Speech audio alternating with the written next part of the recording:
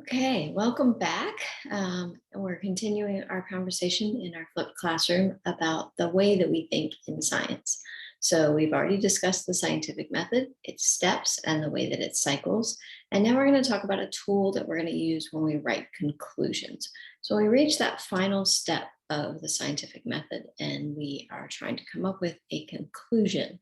It's really important that we structure it in a way that is valid and that is understandable to other people. So we're going to use this technique called claim evidence reasoning. And you may have heard of this before. So with claim evidence reasoning, we are always going to make a claim, support it with evidence, and then connect the evidence to the claim using reasoning. So first thing, obviously, that we're going to talk about is our claim. So a claim is a conclusion. It answers the question that we asked as we began our investigation. It's short, it's only a single sentence. It is a statement, not a question, and it should not include any transition words. There's no because here. We're not explaining anything. The explanation comes with reasoning. Claim is simply a statement. So if we go back to our example from the scientific method discussion, we were talking about the aloe plant. And the first experiment that we hypothesized was that we watered the plant more to see if that fixed this problem. So let's say that we've reached the end of that experiment and we see that the aloe plant, it's perked up now. Its leaves are no longer wilted and they're no longer wrinkled, but it's still looking a little bit yellow. So I have another question. After that series of observations, I want to know what can I do to improve the health of my aloe plant? So I do a little bit of research and I discover that maybe it's missing some nutrients. And so my hypothesis is that adding fertilizer will increase the health of the plant. So that's my hypothesis. We go ahead and test and we add 5 grams of fertilizer to the plant every 2 weeks, and we observe it over a 6-week period. And we notice that the plant gets greener and the leaves get longer. So I've tested, I've gathered my data. Now I'm writing a conclusion. So the first thing I'm going to do is develop a claim. And my claim is going to be that adding fertilizer to the soil around the aloe plant has increased the health of the aloe plant. That's the claim. That's it. Single sentence.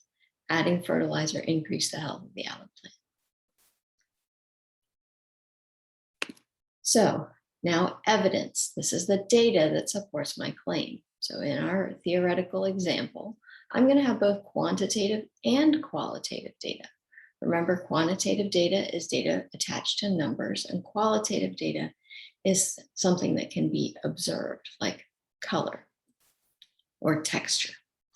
So data that supports the claim. We want to make sure we have appropriate data. We want to make sure we have enough data. So we want to make sure we have sufficient data. And it should directly support my claim. So the evidence that I'm going to present in the aloe plant example is that the leaves became greener and less yellow. So that's my qualitative data. But I'm also going to say that the leaves on average grew by 2 millimeters over the 6-week period. So now I also have quantitative data. And that's enough data to support the claim that I'm trying to make that the fertilizer increased the health of the aloe plant. And then, of course, our last thing is reasoning. It explains how my data supports my claim. So my claim is that the aloe became more healthy. How does my data support that claim? Well, green leaves are healthier than yellow leaves. A green leaf indicates that the plant has plenty of chlorophyll and that it is able to perform photosynthesis. So now I've explained how what I observed supports my claim. So I'm explaining to my audience how my evidence should be interpreted. So, summarizing, claim, evidence, reasoning. The claim is, what do I know? What did I discover? The evidence is, how do I know that? What data do I have that's supports that claim. And the reasoning is, why does my evidence support my claim? So I'm connecting my science knowledge to my data to my claim.